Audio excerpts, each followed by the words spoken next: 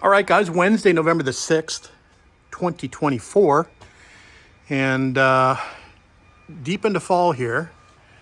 Trees are getting pretty bare, but we've had some awesome weather as of late. Today it's 19 degrees Celsius, it's about 70 degrees Fahrenheit.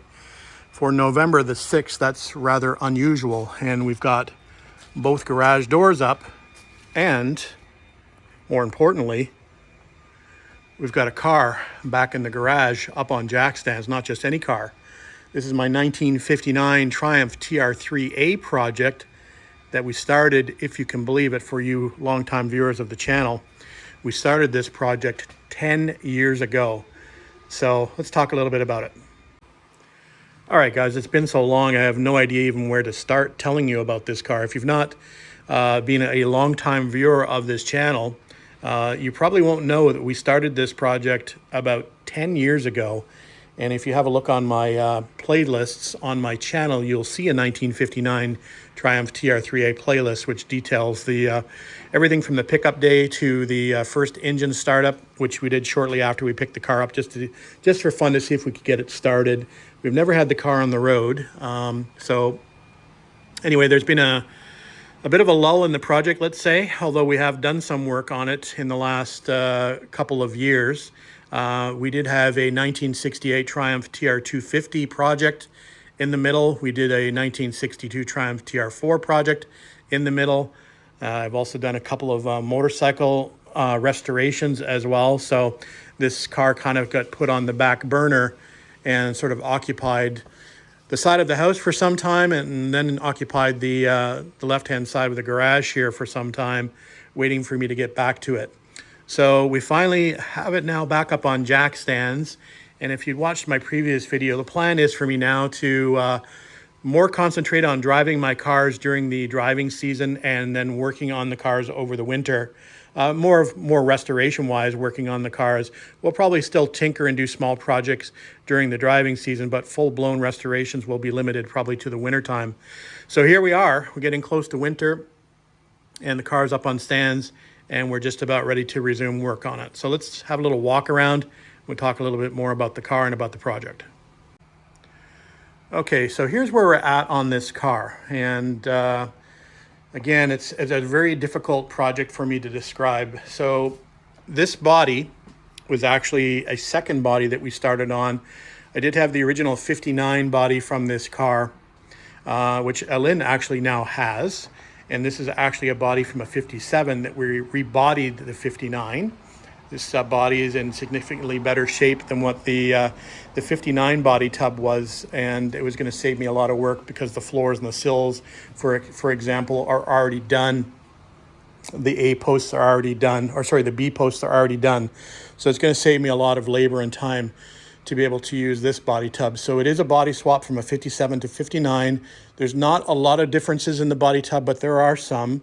This car would have originally had a small mouth apron on the front of it, so there are some differences in the holes. For example, on the 57 tub, there are cutouts for the signal lights, where on the 59, they're a little bit higher, and there's little pockets for the lights to go in. Same with the front apron up here. There are actually cutouts for the headlight buckets, I believe, or I can't, no, it's flat for the headlight buckets, but on the 59, there are little pockets here, or little indents, so that the headlight buckets can actually fit in here. So there are some differences here on the front apron that we're going to have to figure out at some point, or front valence, if you want to call it. And there's a few other differences here under the dash, for example, where there's a wooden frame structure here on the 57 versus the 59 that didn't have it. So there are some differences in the bodies, but for the most part, it's pretty similar between the 57 and 59. Now, if you do happen to go back and look at the original footage, you'll see that we actually got pretty far along as far as the chassis was concerned. Everything was done on the chassis. The chassis was completely stripped and painted, and all the suspension components are new or refurbished. But it's now been sitting outside, or had been sitting outside, for a number of years, and it basically does not look good anymore, not up to my standards. So the idea now will be that this will become a full restoration again. Let's say the body will come off, at some point, and we'll go back through the chassis, strip it down, repaint it, check the bushings, because the bushings even perish on these cars now with them just sitting. So we'll check all the bushings, make sure they're good, and we'll do a few upgrades along the way. I originally put the generator back in and the original starter, the original radiator, and the original steering worm gear setup, but I think we may decide now to do a few upgrades and get a high torque starter, probably an alternator. I do have a rack and pinion kit for this to convert it to rack and pinion. And we may go with an aluminum radiator like I have in my 60 TR3A. So there are probably going to be some changes along the way and some redos. We are going to finish off, when we do get the body off, the exhaust and the brake lines haven't been run underneath the car. We're going to clean back up this transmission, for exactly the transmission case at least, and do a lot of sort of cosmetic cleaning of the car and getting it back up to where it should be and where it was at one point before we stuck it outside under a cover. So talking about the engine, we'd originally thought we were just going to run with the engine that came in the car, since we did start it up and it didn't actually fire up and run pretty well. But we don't really know any history of this engine, so it's a little bit of a chance just throwing it in the car and running it as is. So we do have a backup plan for that, and we do actually have a rebuilt, or purportedly rebuilt, TR3 engine from the 57 over here at the side of the garage. So we may drop this into the car, knowing that it's purportedly being rebuilt. We may check that, maybe pop the head off and have a look before we actually decide to put that in the car. But that's the thought process anyway. We'll, again, probably put the 57 engine in here, and we'll mate it to the overdrive transmission that we have here. And we'll probably have a little bit better luck with that. So that's the plan as far as the engine is concerned. Now, about a little less than a year ago, it's probably around 9 or 10 months ago, you might have seen some videos. So I haven't completely stopped working on this car. I've been doing little projects along the way, which will help me when it comes ready to reassemble the car. For example, I pretty much have the entire interior done. So I've done the seats, I've done the dash, the door panels, all of the trim work has already been done. I already have the carpet sets for this car. I've got actually two sets. I've got a red set and a black set. If you don't know, the color of the interior in this car is red. It was red from the factory. This was a red interior, black exterior car, and I think it had a white top or a fawn top, I believe. Unfortunately, we're not going to go back with the black exterior color, but we are keeping the red interior color. And I've been sort of going back and forth on what I'm planning on doing as far as the exterior color is concerned, but we'll get to that a little bit later on. So pretty much all of the interior bits are done, and things like the pedal box are done, the heater box is done, all of the support work under the dash is done, refinished already. So we've got a lot of this interior stuff done, so the car should go back together very quickly once we get through the long and arduous process of doing all this body work and paint work, which obviously takes the longest time. So we're probably at that stage right now where we'll talk about what I want to do in the next few weeks on this car. Well, not few weeks, but over the next few weeks and months on this car. And I'll have a chat about that now. Okay, let's talk about what the first project will be on this car. And as mentioned, this is a 57 body on a 59 frame. So I had started working on this about 3 months ago before I got too busy with work and too busy with other commitments to continue on. So the car has sort of just sat since then, but you can probably see the remnants here of body mounting kit within the car. And I've got some remnants over here on the workbench. So I had started working on fitting the body tub to the chassis, and I was running into some issues with the alignment of the holes in the body tub versus the holes in the frame. So you can see some pretty messy work back here with me trying to locate the holes in the frame back here.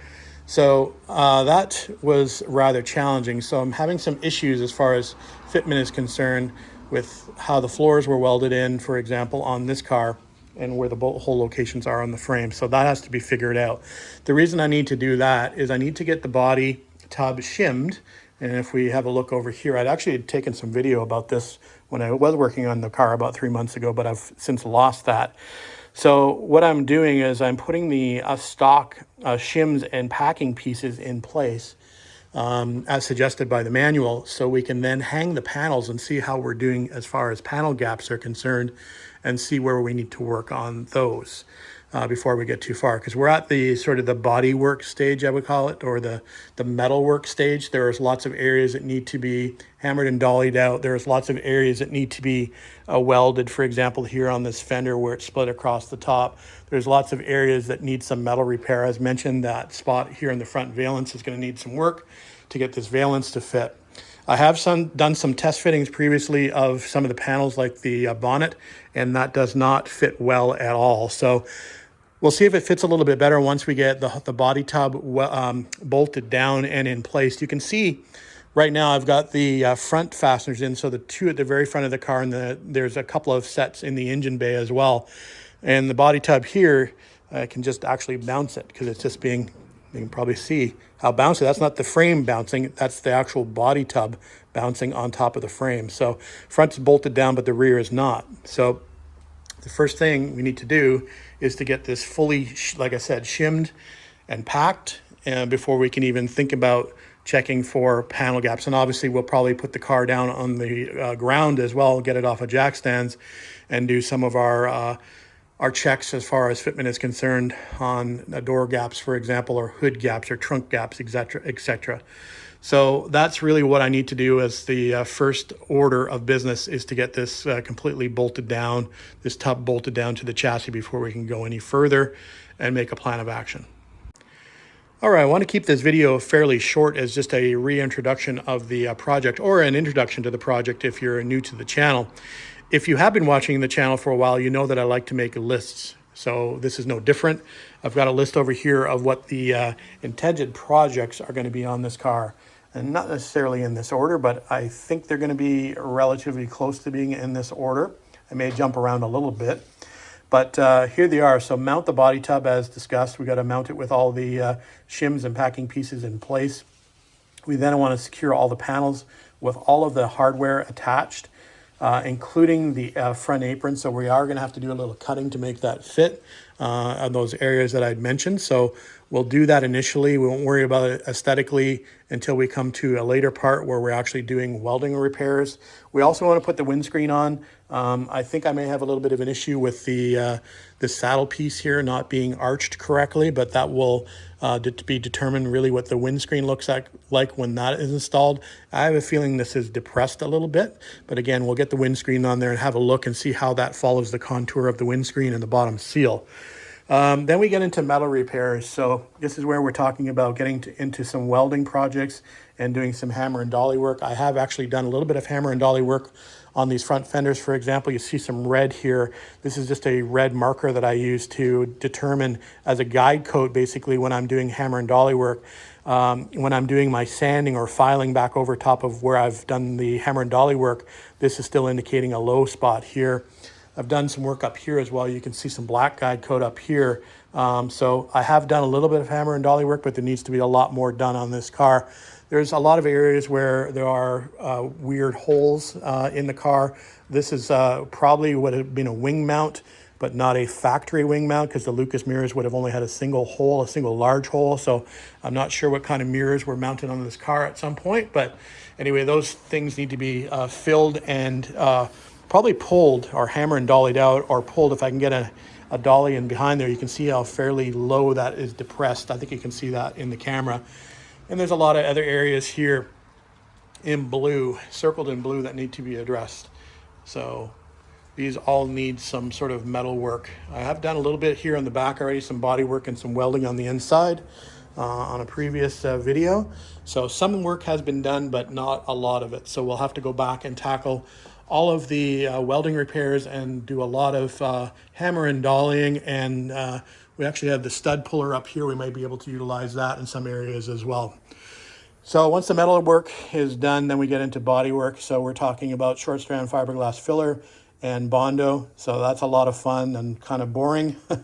A lot of you probably won't want to watch those videos. I'll probably hate making them, but I'm going to make them anyway so you can follow along and see the process if you're interested in doing a restoration on your own car.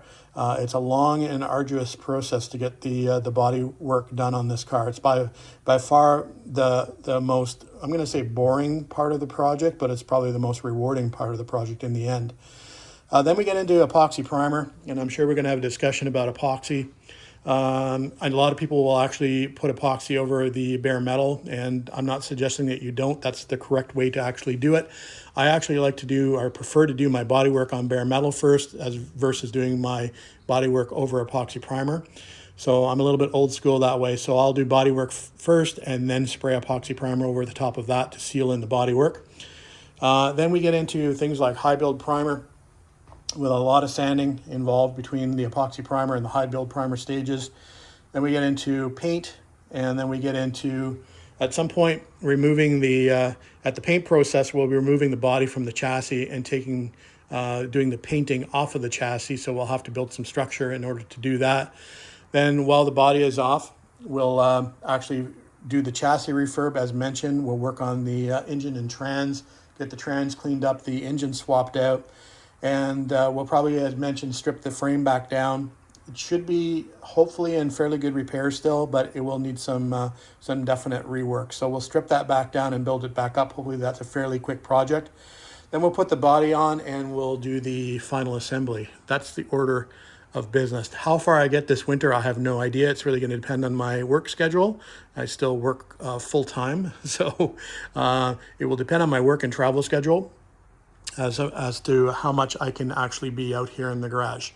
Anyway, we've talked enough about the project, I think, so you get the gist of what's going to be going on in the next few months. So anyway, look forward to getting back to work on the car. Hopefully the weather cooperates and it's not too cold out here over the winter time. We do have a couple of heaters out here to keep us comfortable, but we'll see how that goes. All right, guys, thanks for watching, thanks for commenting, and thanks for subscribing. We will see you on the next video.